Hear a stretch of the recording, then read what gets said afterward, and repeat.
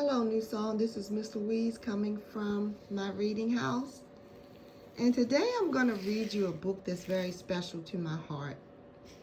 And it's special because I wrote it. And I'm showing you trees because trees sometimes represents men. And really the Christmas holiday is about us. It's about how God loved us so much that he sent his only begotten son. And Christmas represents the day that he was born, the day he came to save the world. So I want you to just listen to the story. It has a little twist on it.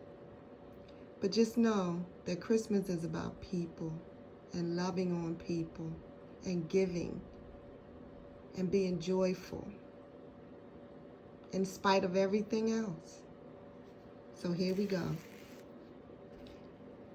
The title of this book is Moon's Light, written by Louise Sutherland and illustrated by Heather Marusik. I hope I pronounced her name right.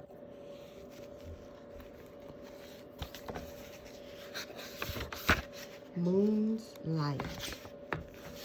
We see a lot of lights during the Christmas holiday, don't we?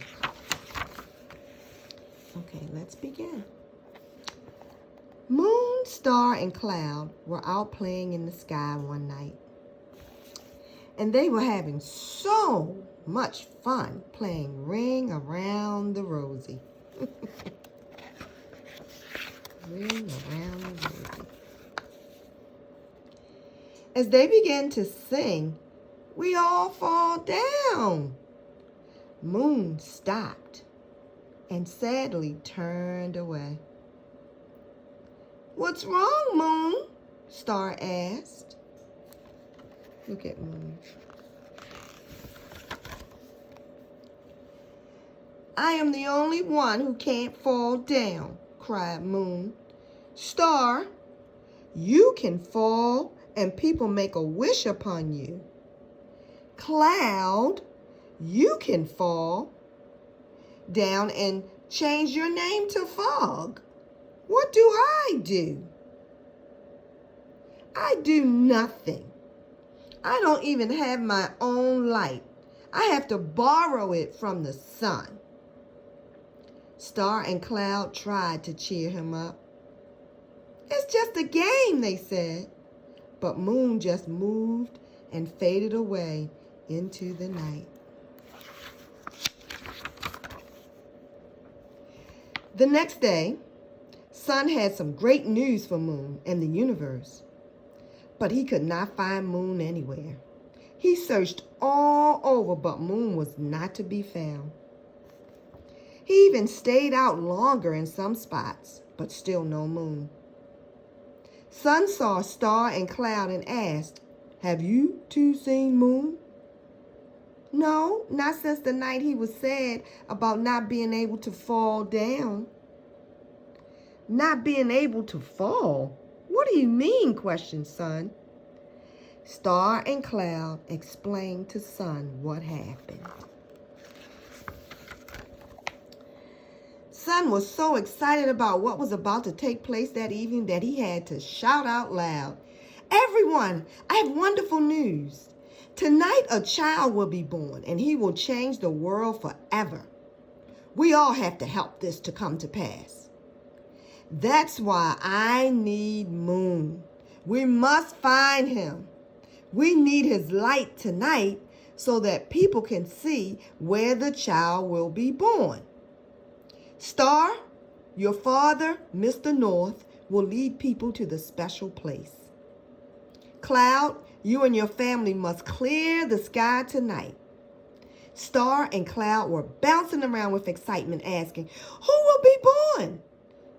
"It will be a boy," stated Sun, "and his name will be Jesus.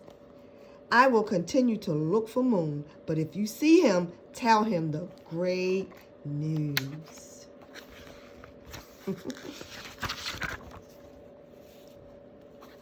Moon wandered around the sky, thinking about how unimportant he was to the world, Hiding behind a group of clouds, Moon said, "I wish I could disappear, just move far away."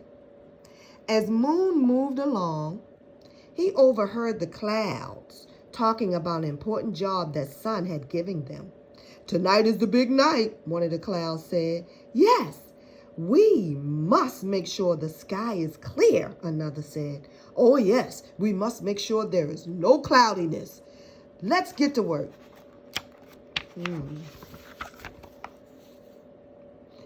"What is so important about tonight?" asked Moon as he came out from behind the clouds. The clouds began to tell Moon about the birth of a child who would change the universe. Moon couldn't believe his ears. The clouds were given an important job to do, but not him. Moon was not happy at all and felt alone and useless. He backed away from the clouds as they began to do their work of clearing the sky. "I know I must hide now. The clouds need to clear the sky.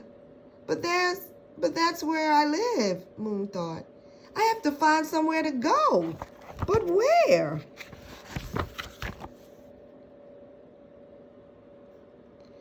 Moon traveled through the sky looking for a place to stay. He saw a cluster of stars and, not wanting to be seen, he slid past very quietly. The stars were talking about Mr. North's new job. "Isn't it wonderful that he gets to lead others to the birth of this great child? I'm so honored to be chosen," smiled Mr. North.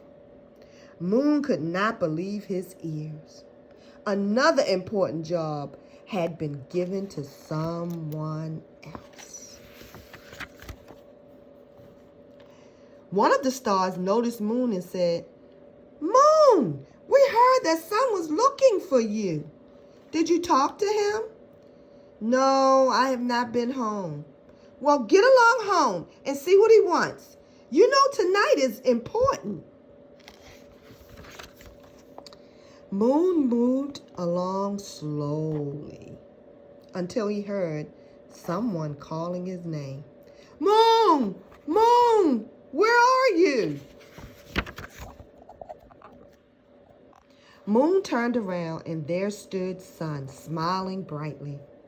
"Moon, I've been looking everywhere for you. Have you heard about tonight?" "Yes, I heard how everyone has an important job except me," Moon said angrily. "And I know I have to clear away from the sky and that Mr. North is leading. But where can I go? I have nowhere to go. I can't just fall out of the sky like the others." Sometimes we don't know how important we are, do we? Sometimes we're always thinking about what other people can do. Looking concerned, Sun said, "I heard about you being sad after playing with Star and Cloud." "Moon, you are different. You can't run away because we need you and your light." "But my light is not mine. It comes from you," Moon said. "Moon, you reflect me," said Sun, "and you give light when it is dark. We need your light tonight for the birth of the child that will change the universe. There are people who will need your light along with Mr. North to find their way to this child. You will have the most important job of all. You will give light to a dark world. Without your light, this night cannot happen. This is your light. Once it hits you, take it. It's your own. We share what we have been given with others. Moon, will you share your light tonight with the world?" Moon could not believe his ears. The Sun had just asked him to take the most important job of all. "Yes, Sun, I will give my best light of all. I will be full tonight," Moon replied joyfully. Sun smiled. "Thank you, Moon. I know you will do a great job." As the sun went down, Moon took his place in the clear blue midnight sky. Mr. North shined brightly beside Moon. A heavenly host of angels flew past the two of them, singing, "Glory to the highest." "Wonderful night, isn't it?" asked Mr. North. "Yes, a wonderful night it is," agreed Moon. Mr. North looked at Moon and complimented. "You are really shining like a light tonight." "Yes, I finally have a light of my own," Moon said proudly.